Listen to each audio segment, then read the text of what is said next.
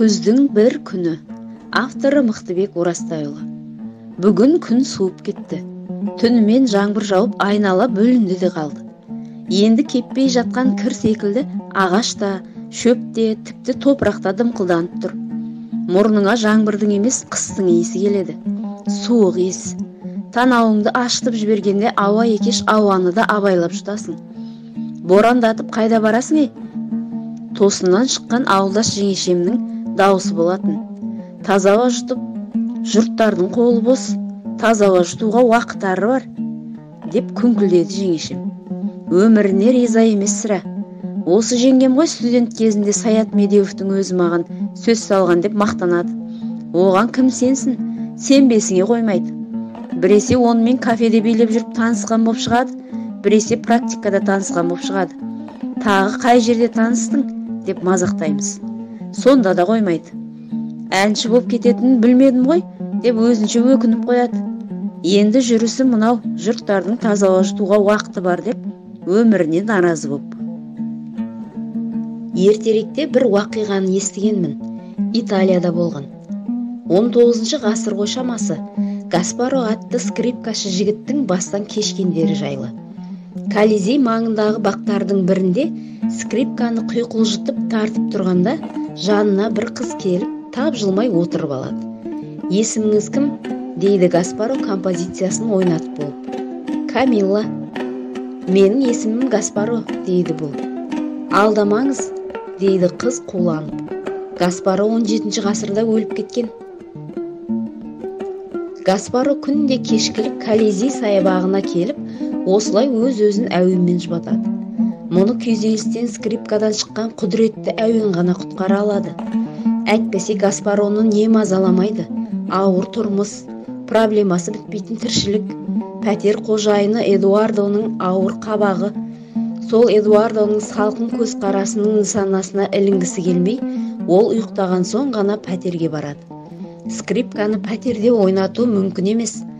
Қожайын аспаптың күл паршасын шығарады. Сол себепті де күнде осында келіп, қалағанынша ойнатып, шерін тарқатып, құмарын қандырып алады. Әуен ойнатып жатқанда қаланың қолғыбыс тұрғындары келіп, айнала отырып алады. Баз біреулер желігіп билейді де. Гаспароның оларда шаруасы жоқ. Өз әлемінің ішінде жүреді.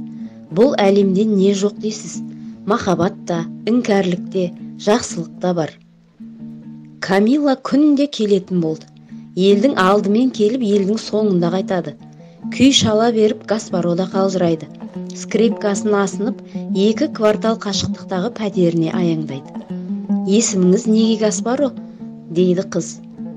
Марқұм әкем Гаспароны жақсы көретін. Менің атымды сол секілді өнерпаз болсын деген арманмен қойыпты. Әкесі Гаспароның керемет скрипкашы болғанын көре алған жоқ. Сол Гаспаро бір күні Камилаға сөз салыпты деседі. Мұны шексіз сыйлайтындай көрінген Камила бұл ұсыныстан шоршып түскен. Қойыңыз, болмайды. Неге? Бір қайыршы едім, енді 2 қайыршы болайын ба? Қыздың мына сөзі жігіттің жүрегін мұздатып жіберді. Мені қайыршы деп кім айтты? Өзіңіз, әке шешем жоқ, пәтерде тұрамын дедіңіз ғой. Ол қайыршылыққа жата ма? Мен ешкімнен қайыр тілемедім ғой. Саябаққа келіп күнде скрипка ойнатасыз. Бәлкім жұрт ақша тастап қалар деген үмітпен солай жасайтын шығарсыз. Жігіт түңіле бастады. Әзілдеп тұрсыз ба? Шыным, маған тұрмысы жақсы жігіт керек. Талантыңызды ғана сыйлаймын, бірақ сізде сол таланттан басқа дым жоқ. Жігіт мүлде тосылды. Қорланғаны сонша бетінің қаны сыртқа теуіп, түтігіп шыға келді. Фарнезиян сыртындағы әлсіз шамдар жігіттің бұл келбетін қызға көрсетпеді.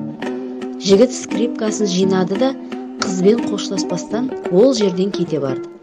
Әншейінде тартымды көрінетін Колизей ғимараты да бүгін ерекше сұстанып тұр еді. Содан кейін саябақта скрипка тартып отырған жас жігітті ешкім көрген жоқ.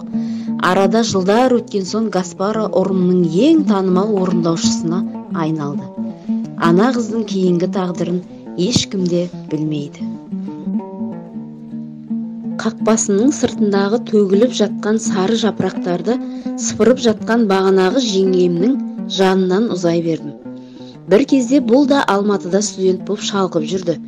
Бірақ ол кезде ешқашан асфальты жоқ көшеде өмір сүремін, жапырақтарды осылай сыпырамын деп ойламаған шығар. Ана сары жапырақтар да бір кезде жайнап, мына көшенің көркі болып еді-ау. Енді мынау отынға да жарамайды. Ал менің ертеңім не болар екен?